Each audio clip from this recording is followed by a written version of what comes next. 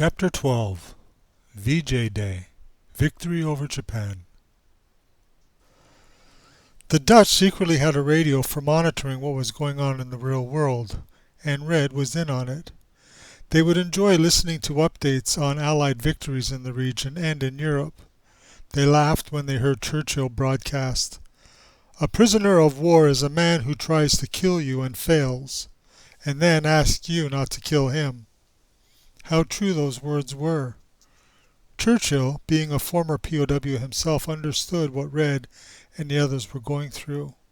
Hearing the good news about Allied victories regenerated everyone, except for the Japanese. According to the radio broadcast, the Japanese were retreating. Could this really be happening? Could their days in the camp be numbered? One day, Red was busy at the wrecking yard working on a car, giving it a tune-up that would surely result in a seized engine within a few days. Red never understood why they kept bringing him things to fix. Nothing he touched lasted very long. He assumed that since most of the guards were farmers with little or no mechanical experience, they had no choice other than to rely on the POWs for their mechanical needs. While working on this tune-up, Red looked up and saw an Allied B-25 missile bomber overhead. This was the first time in years that Red had seen one of the good guys flying by. Between that sighting and the radio news, Red knew that it was just a matter of time now. From March until August 1945, the Allies were striking Japan at their core. Even within 6 months of intense bombing on 67 Japanese cities, there was no end in sight. Something had to be done to prevent any more lives from being lost. The war in Europe was already over. Germany signed the Instrument of Surrender on May 7th. Hitler was believed to be dead by his own hand, and all of the Nazi atrocities were now coming to light. Europe lay in ruins. Japan still refused to surrender. Was it their foolish pride, or did they actually think they could still win this conflict? It was now August 1945. Red and the others with radio access were now listening to the details of Allied victories in the Pacific, while still trying to keep their broadcast monitoring hidden from the guards. The POWs had no idea that the Yanks had a plan, one that would finally put an end to the senseless killing of Allied troops. It was an exciting time for the POWs. The Japs seemed nervous. Then on Monday, August 6th, the Americans dropped an atomic weapon called Little Boy onto the city of Hiroshima. 3 days later, a second bomb called Fat Man was detonated over Nagasaki. In a POW camp just outside of Hiroshima, there was a group of Aussies who used to enjoy sitting on a bluff while watching the Allied air raids. While the other POWs hid in a bomb shelter, which was no more than a cave in the side of a hill, the Aussies sat on a bluff just above the cave and relayed the details of the bombing run back to the others. When Little Boy was dropped onto Hiroshima, the last words heard from the Aussies were, "Oh my God!" Those Aussies were never seen again. With a combined total dead from the 2 atomic bombs exceeding 220,000, Japan was now mortally wounded. In the months to follow, thousands of civilians would also perish from radiation exposure. This was an extremely anxious time for Red and the other POWs. Some of the radio reports they heard detailed how the Japanese were instructed to execute all POWs as they evacuated, just to ensure no evidence was left behind. A dead POW cannot be used as a witness during the war crime trials that would surely take place. Red knew all about the 3,500 Aussies in Borneo who were marched out of their camp deep into the jungle and executed. Was this going to happen to the POWs on Java? To avoid a panic or uprising, the POW officers decided to keep that piece of information to themselves. It was now the last week of August 1945, just 2 weeks from the day Red saw that B-25 bomber. The British started dropping Royal Marines onto Java. The POW's liberation was at hand. Colonel Kobe, the camp commander, did not agree with his orders to execute the prisoners. He felt it wasn't an honorable way to surrender and rescinded the order from Japan. Red always admired him for that, but still Colonel Kobe was as mean as they came, ruling his camp with an honor and an iron fist. Waking up one morning and looking around the camp, Red had this eerie feeling. Something didn't seem right. There were no guards anywhere. No Japanese, no Koreans, nobody. Might be a trap, he thought to himself. That's right, step outside the gate so that they can shoot you for trying to escape. All of the other POWs were wandering around confused and lost, not knowing exactly what was going on or what to do. Just then a group of British Marines entered the camp. It was a sight for sore eyes. Sore, yet tearful eyes. These were our guys, approaching with smiles on their faces, armed and dangerous. It was over. No more beatings, no more starvation, no more living in constant fear, no more humiliation. We won. Due to the unrest on Java between the Dutch and the locals, things had to be handled carefully. The British Marines decided that the Japanese would be responsible for the safety of the prisoners and were to remain outside of the camp. The Japs could only enter the camp if they were invited. The POWs, now referred to as liberated troops, were to remain in the camp until transportation off of Java could be arranged. The Japanese were now surprisingly friendly. They brought in truckloads of food, clothes, and money for the ex-POWs. The clothes were useless as they were too small for the average POW. Red and the others would use them for bartering with the locals for things such as beer and extra food supplements. All of the food was instantly consumed. The cash was just their way of paying off any guilt they may have had about their methodology of running a POW camp. Red and many others told the Japs, "Take the money and shove it." All the Japs were trying to do was pay off their guilt for using the POWs as slave laborers for so many years. It wasn't long before the Brits brought in a cruiser. The Navy was now on the island. The airdrome was secured and supplies started coming in almost immediately. With nothing to do other than sit and wait, Red and a few of the others decided to crawl under the fence and head to town for a drink. Along the way, they passed the airdrome, pausing for a moment to ponder the 3 graves at the edge of the runway. Red wanted to hoist a glass or bottle of beer in honor of Seidel and the 2 Canadians, resting at peace on this now liberated island. Sitting at a local bar, Red's nerves would be tested one more time. Sitting at a table just a few yards away was a group of Japanese officers.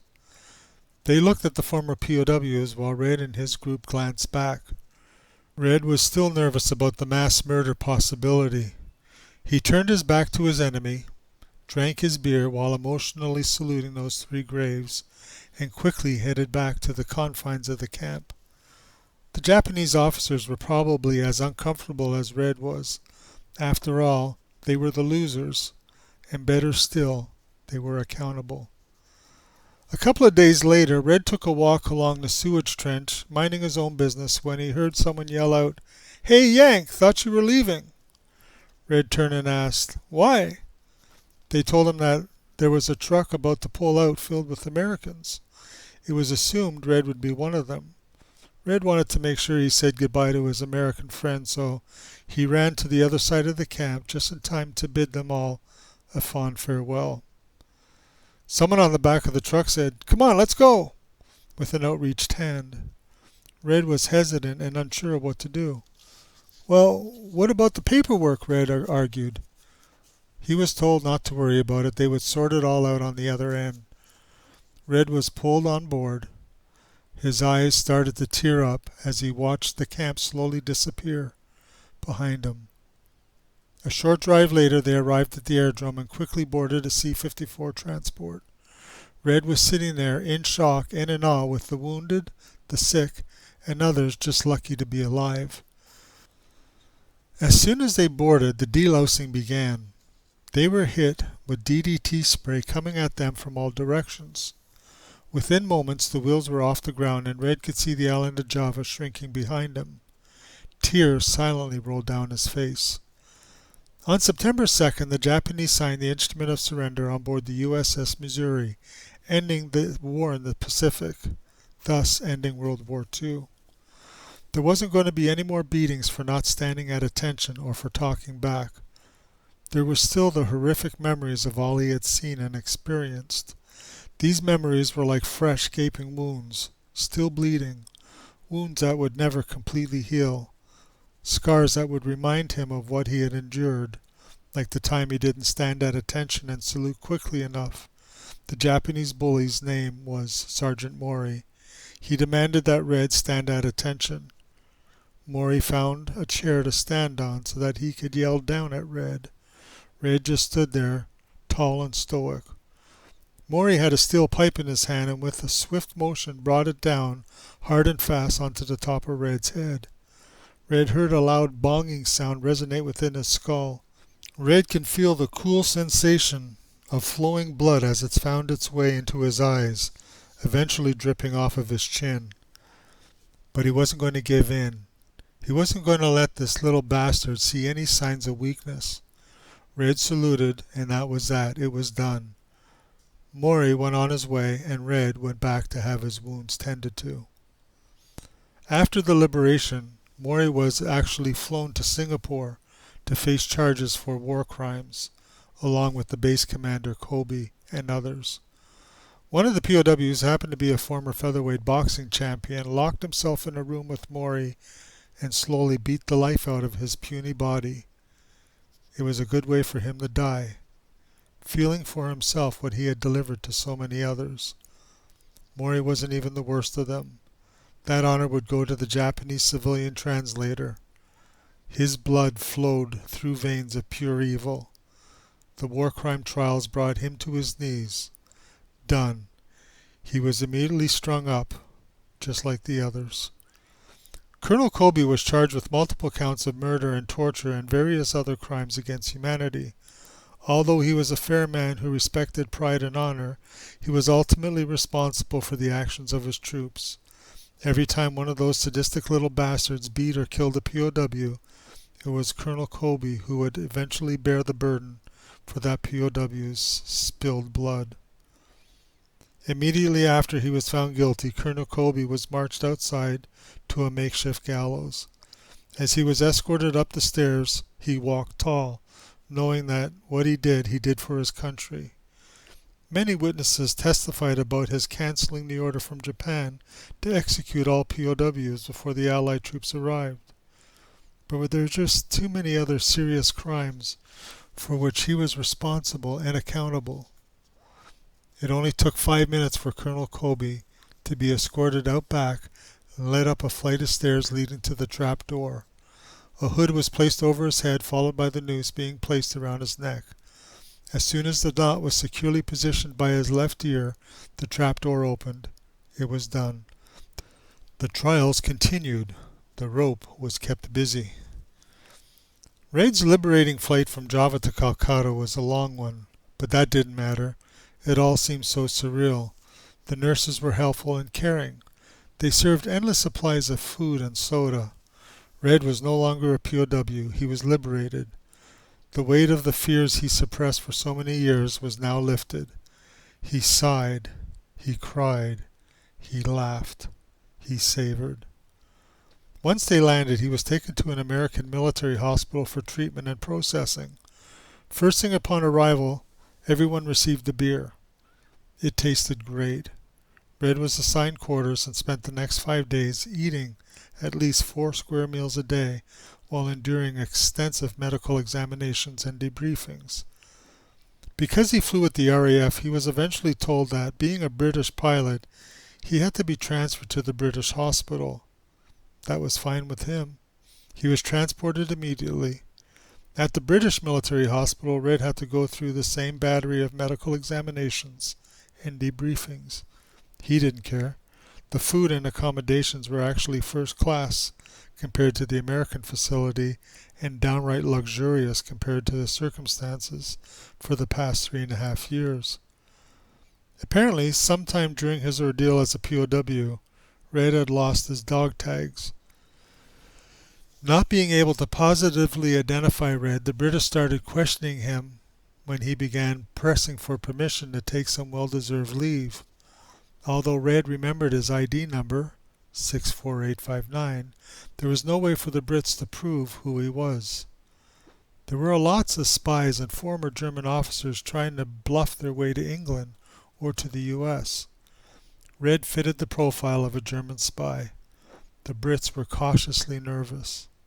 They refused to speak with Red about leave, so for the next couple of days he simply sat around in the foyer drinking beer. As far as Red was concerned, life was good, and he was enjoying every last moment or drop. The British administration always kept one eye glued to this liberated eagle. One day an RCAF officer named Tom Watson came walking in. Tom was evacuated from Java during the initial Japanese occupation. He was actually one of the wounded put on a transport plane by Maguire before the Dutch took off, leaving Maguire on the ground destined to become a POW, along with Red and the others. As Tom walked past Red in the foyer, he said, "Hey Red, what's up? I'll be right back in a moment." And then Tom disappeared into the office. A few minutes later, Tom appeared and said, "Let's go." Red followed. He drove Red to the local airdrome called Dum Dum. They immediately boarded an AT-6 Harvard. Red later found out that Tom was called in to provide positive identification. Once Tom confirmed that the mystery POW was Pilot Officer John Campbell III, he was given permission to take Red under his charge. Once Red and Tom were seated in Harvard, Tom told Red to start her up, and that's just what he did. Red got to fly this bird for a 1-hour flight to another airdrome just outside of Calcutta. Tom just sat in the back seat enjoying the ride. Red savored being at the controls again.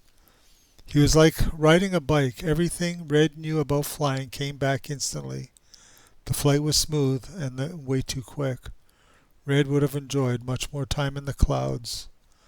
As soon as they landed, 2 days of partying began. In attendance were Tom's squadron and Red. Tom's squadron was actually credited for taking out the bridges on the River Kwai. Finally, Red had to go back to the hospital in Calcutta and wait for his transportation back to England. Once back at the hospital, arrangements were finally made for Red and Cy to leave once and for all.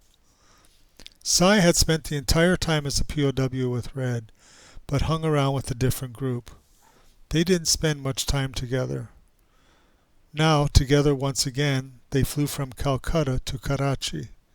From Karachi, they flew to Bahrain, and from Bahrain, they flew to Tel Aviv, where they would spend a couple of days in British Palestine. Red took advantage of this time to hitch a ride to Jerusalem to take in the sights. It was all fascinating to him.